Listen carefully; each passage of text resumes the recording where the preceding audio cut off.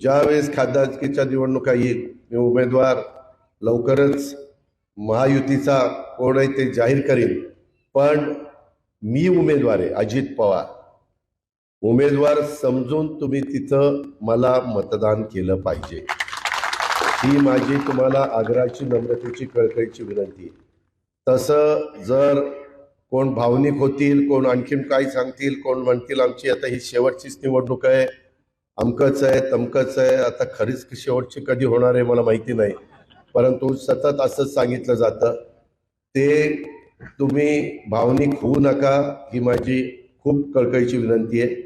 तुम्हाला ह्या कामाचं सातत्य टिकवायचं असेल आणि बारामतीचा नमस्कार उमेदवार जाहीर करा, वहिनी साहेबांना जाहीर करा यांच्या समोर सगळ्यासमोर।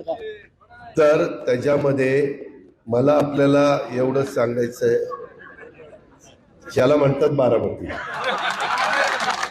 तर मला एवढंच सांगायचंय की या कामाचं स्पीड असंच राहण्याच्या करता तुम्हाला उद्याच्या काळामध्ये मी जी विनंती करतोय ती विनंतीला आपण सहकार्य करावं अशी माझी तुम्हाला आग्रहाची विनंती आहे।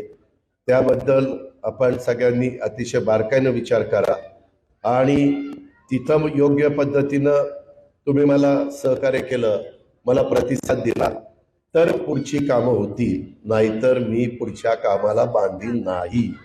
मी अतिशय स्पष्ट सांगतो, मी महाराष्ट्र मला खरं आणि स्पष्ट बोलणारा माणूस। लोकशाही मराठी ऐका, पहा, जागरूक रहा।